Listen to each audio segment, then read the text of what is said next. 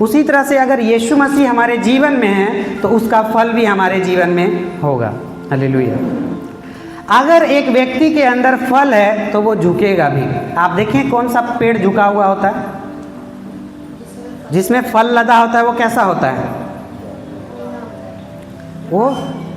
वो झुका हुआ होता है, और जिसमें फल नहीं होता वो सीधा होता है। हालेलुया। अगर आपके जीवन में वो फल है तो आप में एक आदत होगी कि आप झुकना जानेंगे। हालेलुया। समझ पा रहे हैं वचन को?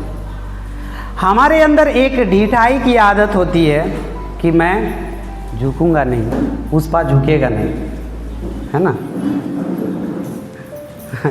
समझ पा रहे हैं कि मैं झुकूंगा नहीं, चाहे कुछ भी हो जाए, मैं उठूंगा नहीं, मैं नहीं झुकने वाला। हालेलुया। लेकिन वचन बतलाती है कि जो उस बात को, जो पवित्र आत्मा को सुनता है वो झुकना भी जानता है। हालेलुया।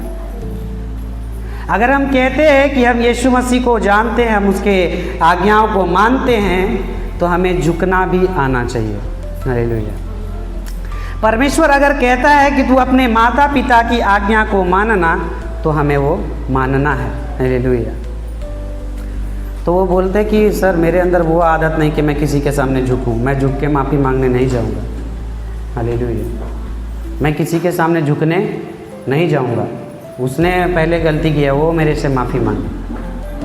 पति पत्नी के रिश्ते में ये देखते हैं कि उसका गलती है, पहले उसको बोलिए कि वो माफ़ी मांगेगा हमसे। वचन क्या बतलाती है? हालेलुया। कि पत्नी को पति के सामने झुकना चाहिए या पति को पत्नी के सामने झुकना चाहिए। हालेलुया। लेकिन वचन ये भी बतलाती है कि पति को भी पत्नी को अपनी पाँव की जूती के समान नहीं समझना चाहिए। हालेलुया।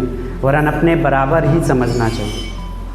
अगर मेरे अंदर हम वो कहते हैं कि हम यीशु मसीह की संतान हैं, हम उसके वचन पे चलने वाले हैं, तो फ़र्क नहीं पड़ता कि हम पिता हैं या हम बच्चे हैं या हम पति हैं या हम पत्नी हैं, हम घर के अगुआ हैं या घर के सेवक हैं, कुछ फ़र्क नहीं पड़ता। हालेलुया।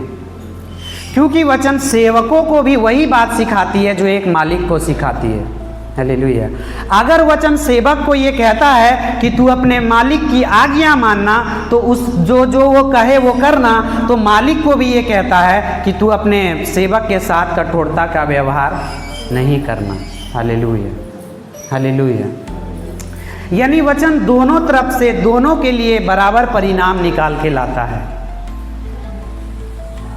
फ़र्क नहीं पड़ता कि आप बच्चे हैं, आपका पिता आपके साथ गलत कर रहा है, तो आप ये नहीं कहेंगे कि उसकी गलती है, मैं नहीं झुकूंगा। अगर आपके अंदर आत्मा का फल है, अगर आपके अंदर पवित्र आत्मा है, तो पहले आप झुकेंगे। हालेलुया। समझ पा रहे हैं मेरी बातों को? बहुत से घर इन चीज़ों से बर्बाद हो गए। मैं नहीं झुकूंगा, मेरी गलती नहीं है। हालेलुया।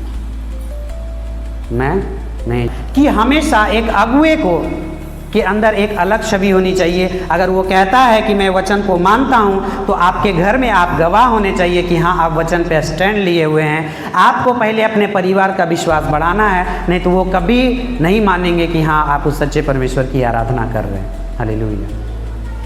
वचन बतलाती है कि अगर तुम में से कोई ऐसी पत्नी है जिसका पति विश्वास नहीं करता, या कोई ऐसा पति है जिसकी पत्नी विश्वास नहीं करती, तो अपने चाल चलन से गवाह बनो उनके सामने। हालेलुया।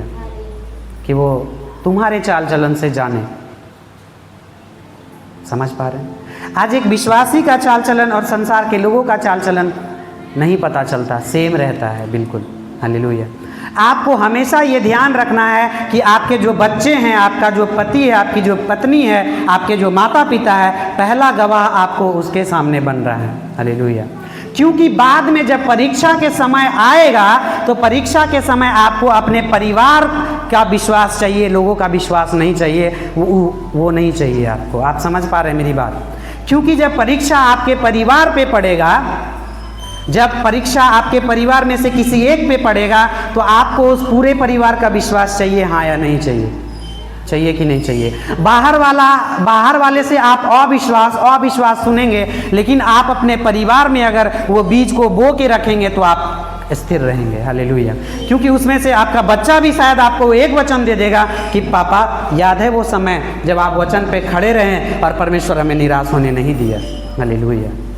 पापा मुझे विश्वास नहीं था कि ये काम हो सकता था, पर आप वचन पे खड़े थे और देखिए कि वो काम हुआ। जब वो काम हुआ तो हम ये काम भी कर सकेंगे। हालेलुया। आप समझ पा रहे वचन? तो आपको पहले ये ध्यान रखना है कि आपका परिवार किस स्थिति में है, आत्मा की स्थिति आपके परिवार में किस लेवल का है।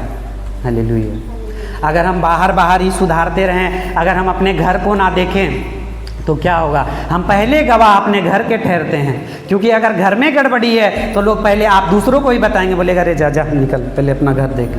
हालेलुया। समझ पा रहे हो? आपको जो पहला गवाह बनना है वो अपने घर में बनना है। समझ पा रहे हैं?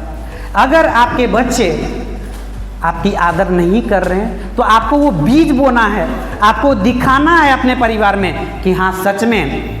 क्योंकि लोग आप पता है जो मसीह होते हैं उसको तो पूरा का पूरा ताना 100% मसीह का वचन का ही सुनना होता है। अगर आप कुछ भी गलत करेंगे ना, वो बोलेंगे कि देखो यीशु मसीह तुमको यही सिखाता है। हालेलुया। 100% सही बात है कि नहीं है? अगर आप कुछ भी करेंगे आपके बच्चे भी आपको बोल देंगे कि हाँ तुरंत ये सिखाओ वचन में, ये सुनल जाए तो एतवार ये सिखाएं तो वहाँ जाए। एक माता भी बच्चे को यही बोलेगी कल जाएं तब नहीं जो खाली जाके वहाँ कुछ ही सुने। आप जब तक एक गवाह नहीं बनेंगे, हालेलुया, आपको ये सुनना पड़ेगा। हो सकता है कि लेकिन हाँ ये बात आपके मन को कच्चा ना करे, क्योंकि हम जो कुछ भी सुनते हैं उससे हमारा विश्वास परखा जाता है। हालेलुया। जरूरी नहीं कि हर बार लोग आपकी बड़ाई करें, या आप अगर परमेश्वर के पीछे सही से चल रहे हैं तो ये कभी प्रमाण नहीं कि लोग आपकी बड़ाई ही करें, क्योंकि आप यीशु मसीह के जीवन को, चेलों के जीवन से आप ये देख सकते हैं। हालेलुया।